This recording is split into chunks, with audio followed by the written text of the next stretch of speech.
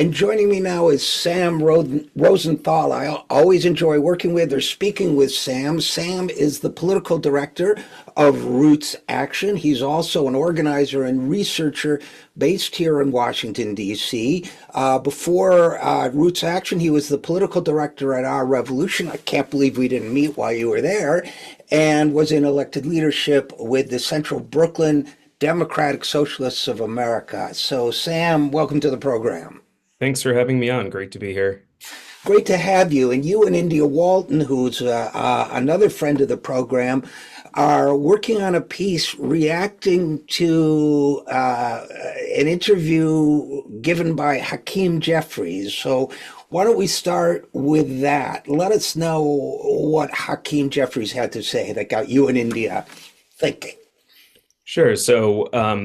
As you probably know, and folks watching and listening to the show know, Hakeem Jeffries is, nominally one of the two people who's in charge of the Democratic Party now.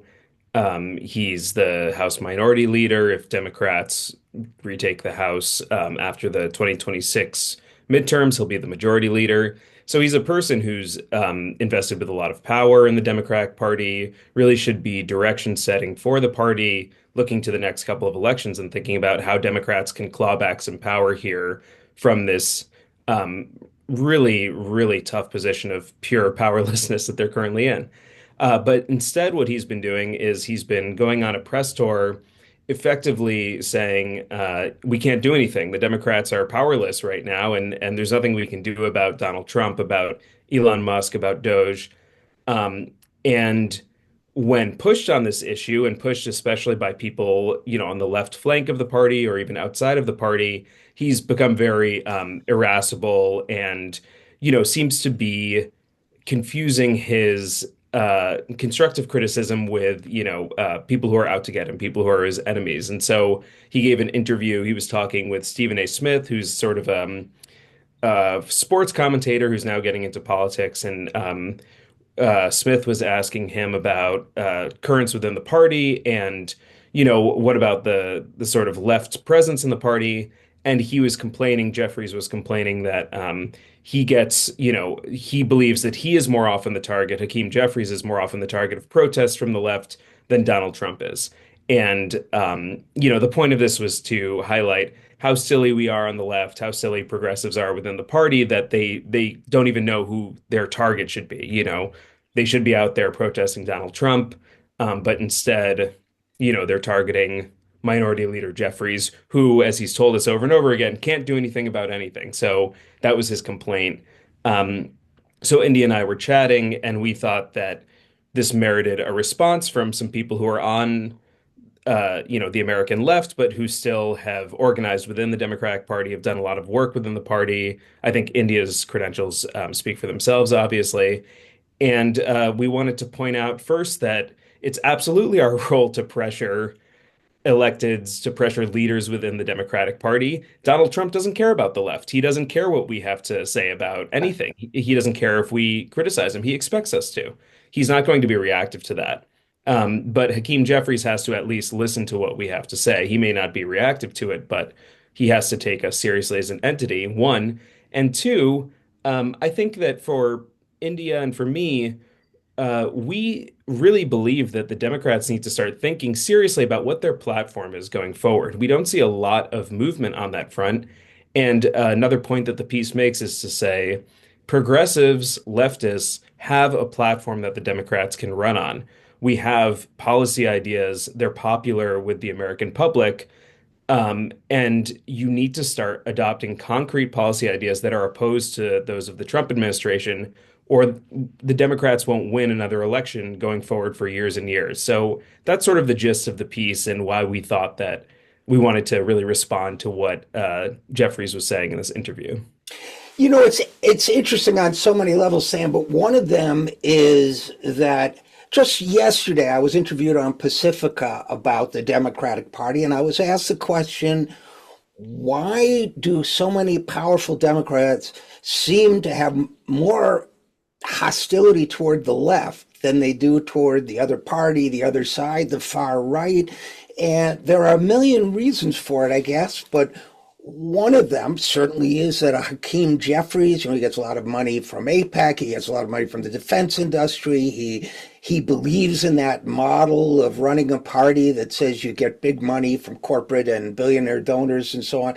So I get that, and that's the dominant model in the party. So I get that he sees a clash of interests, but this greater anger, this sense of persecution complex, this sort of fury. It reminds me of when Obama, I think in the first couple years of his presidency, when it was always composed. The one time he lost it was talking about the left never being satisfied, and his press secretary Robert Gibbs went on rant a rant against the left, and the left really seems to annoy them. It seems as if they consider it sort of their noblesse oblige to run the party however they like. And if people criticize them from the left, it really ticks them off. Is that kind of what you and India were seeing in when you reacted to this Hakeem Jeffries interview?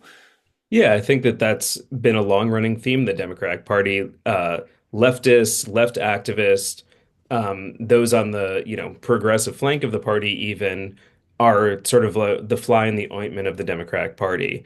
And if we would just get out of the way and stop haranguing them about cozying up to corporate donors, cozying up to lobbyists, forging platforms that are in many ways indistinguishable from Republican platforms, that they could run the party smoothly and they wouldn't have to deal with people yelling at them all the time, and that's the way it's always painted, that we're sort of these Right. unreasonable, unhinged people who are yelling from the sidelines, annoying the party leadership.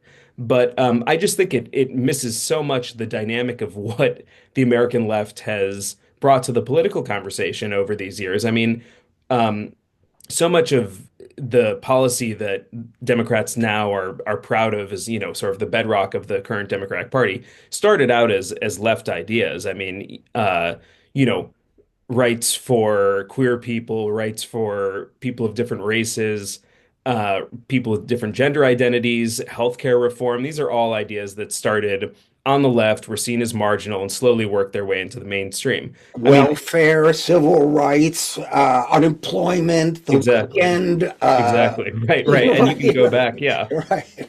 So yes, and yet they again, you get this fury, you get this rage, and so it seems that. But they're also furious if the left stays home or if the left votes third party. So it's kind of like the message is to the left is don't be you. Because if Right, you don't do anything, we hate you. If you vote for a third party, we hate you. And if you right, speak up, we hate you. right. So it seems to me, you and India have long histories of trying to work for change within and outside the Democratic Party. India won a primary for mayor of Buffalo, and then the party machine ran a candidate against her in the Mhm. general. It seems to me that what do? You have to sort of say, okay, they're not going to be happy with us, but we do what we need to do because it's right. And it must be doubly frustrating because not only is it good policy, in most cases, I think it's also a platform they could win on. Yeah, I think that's right. And, I think we continue to push inside of the Democratic Party because the party building project is an enormous, enormous undertaking. It's hard to overstate how substantial that would be. And so instead, we have a good core of activists who are willing to work within the party, sometimes grudgingly, sometimes less so. But what we really want to do is build consensus for progressive policy, for left-wing policy, and show that it's a winner, that it galvanizes people, that it's a turnout machine, and that the Democratic Party does much better when they have something to run on instead of something to run against. I think that's been one of our chief criticisms over the last couple electoral cycles of the party, is that they were sort of in some ways handed this gift of Donald Trump, who is this, still pretty unpopular. I mean, somewhat more popular than he was at the end of his first term, but still fairly unpopular, divisive, chaotic person. And instead of being able to create a real platform that, would allow them to beat Donald Trump, they just ran over and over again on "We're not Donald Trump, we're not Donald Trump," which wasn't a winning message. And so what we're hoping for now is to be able to push the party at this moment where they're really in a state of internal turmoil. There isn't a clear direction forward. The leadership isn't even clear of the party. And that's why I said, Jeffries is the presumptive leader. It's not really clear who the leader is. Right. So what we're trying to do is move the party forward and encourage them to move in a more progressive direction, to embrace the left instead of once again trying to shunt us to the sidelines. Well, you guys have the patience of saints, to begin with. But secondly, I've been astonished and not in a way. I think four people have written me just today with this James Carville editorial that came Yeah, out, op-ed that came out, that said, it's time for Democrats to do something bold, which is nothing. And, the sarcastic side of me says, well, I guess you tell people to play to their strengths, right? right, But, right. but the fact is that that's sort of what Hakeem Jeffries is saying too, isn't it? In another interview, he said, we can't swing at every pitch. And my reaction to that was, don't you ever throw a pitch? I mean, Right. are you supposed to just react or aren't you supposed to act? And it seems to me the mission of the left is, and I wrote a piece in The Nation about this. I expected more pushback than I got, but the problem is that by not acting, they're sort of preserving their privileged roles in the Right. party hierarchy as it exists. So who was it, Disraeli or somebody said, you can't persuade somebody to do something that's against his financial self-interest. So I just wonder how you get around that, whether it's just sheer persistence. I mean, I thought we were making progress with, increase the minimum wage, Medicare for all, expand Social Security. It seems to have vanished during the Biden years. So how do we rebuild and amplify that momentum? Yeah, I think a couple different things happened, and I agree with you. It seemed like, I was living in New York during the first Trump administration. I was organizing with the Democratic Socialists of America. There was this enormous upsurge in membership and activity, not just within the DSA, but lots of other left formations. And it did seem like we were making major inroads. And some of that progress has certainly been arrested now. I think, it's um, hard to be organizing in this second Trump term. It's just a really demoralizing moment for people. It really muddies a narrative about forward progress. I mean, I was no fan of Joe Biden before the genocide in Gaza started, and certainly am not now. But at the time, it felt like a real, vanquishing of the most reactionary parts of, American politics that Donald Trump was sort of resoundingly beat. And I thought that was a good thing. I didn't have Sure. any, hangups about that. Um, but I think the Biden, everyone's illusions that they might have had about what progress was possible under Biden were quickly dispelled. He was not, as some hope then, a second FDR, the most progressive president we've had since FDR, as many columns and op-eds said he would be. Um, and then, he basically handed Trump a second term. So it's just been a demoralizing stretch for the left. It's confounded a lot of the assumptions I think people make about organizing, especially younger organizers. I'm not um, quite as young as like the youngest batch of new organizers, and I've been through a few cycles of boom and bust now, and I think it's just really hard to hang on during the bust periods. So there's some institution building that we still have to do. But then the other thing we saw was this huge entry of money in politics, particularly around the APAC lobby, that just wiped out a lot of our most prominent, especially electoral successes. And that was incredibly disheartening for people who had worked on those campaigns, who had mobilized, hundreds of volunteers, thousands of small donors to see those electeds and sort of the projects they'd built wiped out in one fell swoop by just a deluge of money, dark money from ultra wealthy donors who had one single issue in mind, which is a unstinting support of Israel as it perpetrated this, um, this complete massacre in Gaza. So that was, I think, the confluence of those different factors really made it hard for people to hang on through these, last 4 to 6 years. Um, and I think that we just have to sort of rebuild now, and we have to look at where there are opportunities for success on the left. But it's a tough time. It's a tough time for the Democrats because they have no program, but it's a tough time for the left because we have a program, but no one is listening to us now. And So, I think you and I know this, but I want to make sure everybody listening or watching knows it too, that what you're describing is not the result of Citizens United or some of the other terrible laws that rulings rather that we've had allowing a flood of money into politics. It's because the Democratic Party made the decision, which it didn't have to make. It has power over the contribution process to its own primaries, allowed this flood of dark money to come in, including millions upon millions of dollars from people who, billionaires and others, who have no intention of ever supporting a Democrat right, in a general election, right? They just right, want to wipe out, in this case, primarily pro peace in Palestine,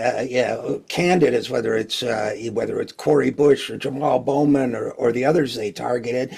Uh, right, Fortunately, they couldn't get Summer Lee or Ilhan Omar, but the idea that the party allowed this, so contrary, the Democratic is even the branding, right? So right, contrary to the branding and of the party, to me, that may be a Pyrrhic victory for the party's ruling elites because they may have gained control at the price of something profound, unless people like you are successful in injecting a new energy into it, but it's harder than ever. So how do you do that? How do you address the lost morale? I mean, I think we all come up and enter the world of politics when we're young or at whatever age with an idealism, and it hurts the first time you see the good guys lose, right? yeah, yeah, And when you see them cheated and fair play doesn't win and dirty tricks do win, and it's tough yeah. to hang in there. How do you organize through that? Yeah, I think it's a few things. I mean, first, the first Trump administration was very good and, good in air quotes, but good for the left in building its base and building organizations. There was a lot of energy. People wanted to do something. They were inspired to people who had formerly been sort of, thought of themselves as liberals and, voted dutifully every 2 or 4 years, but weren't really attuned to different political currents within the Democratic Party. I think we're really inspired to get up and move. So I hope that once people get over kind of the shock of what's been happening over the last month here in DC, um, we as activists can get our legs back underneath ourselves and start to move towards building grassroots energy back up. You've seen a little bit of it. There are these protests that I've gone to a couple downtown here. The federal workforce here is a bit of a sleeping giant, I think. I think these are Mhm. people who have, carried out their job duties for a long time and preferred to stay out of politics. And I think in many of their jobs, it benefited them to be somewhat apolitical, and now they're becoming very politicized. And it's hundreds of thousands of people. So, um, I think that could be a real opportunity for organizing. The thing that we have to do, though, as left organizations, is we really have to work together. We have to be in communication and we have to be working together so that whether you're an issue organization, an organization that works in electoral politics, you're in your union local organizing, we all have to have a similar program that we're executing. The temptation at times like this, when, there's resource scarcity, we feel like we're being knocked over the head by the right, is that everyone sort of retreats into their own corner. There's this feeling of retrenchment, and you've got to, hold on to the meager resources you have, and you've got to try to survive for yourself. And I just want to encourage everyone Mm. who's working on this project to fight that impulse and try to really reach out to other organizations who are doing similar work, try to be in dialogue with people who are doing similar work. so that we are not all atomized and we can really try to forge a coalition, not quite a popular front, but something that starts to bring these disparate groups together because I think we're clamoring for a lot of the same policy. I think a corollary to that is exactly what we're saying in this piece. The Democrats have to stop fighting their left flank with their best weaponry. I mean, friends and I who work in this space joke about how the Democrats seem like this ferocious animal when there's a primary challenge against one of their sitting electeds. And then when it comes time for the general election, they're like some, meek animal that has no claws at all. And so I'd encourage them to flip that and, save the big guns for the ultra rightists who are running in elections all over the country and embrace the energy that grassroots activists want to bring to everything, left of the center of the aisle. Well, maybe we'll leave it at that for now, just because there's so many other directions this could go. And I guess as a final thought, I would say, one of my suggestions was, yes, use the Democratic Party where it's a valid tool, which is going to be a lot of the time, because as you say, it's not that easy to build a national party institution. It'd be in it, but not of it, as Thoreau or whoever it was said of the world, or the Bible or whoever said of the world. But but at the same time, yeah, I love this image of like-minded organizations collaborating. Uh, Before we go, do you have a sense of what that looks like, of what that could be? Is it just solidarity meetings every month? Is it kind of granges or something in local communities, meeting houses where people get together? What do you think?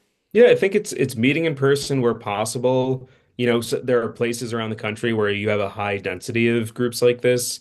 Um, it's meeting on Zoom when that's not possible. And I think it's just sharing more, getting in touch with like a point person in a sister organization, having their number, texting them to let them know what you're doing, not gatekeeping, individual campaign plans or whatever it is so much and just trying to foster more of a spirit of openness among, I mean, people who are comrades, people who are working on the same issues and really are going to need each other as we, keep pushing through what's going to feel like the sludge of the next 4 years. So, yeah, I think it's just more openness and more dialogue. That sounds kind of pat, but I think that's a good No, first step. but it is good because it is important, because I think we have a tendency to uh, butt heads when we're really comrades in arms on 99.9% of everything. Right.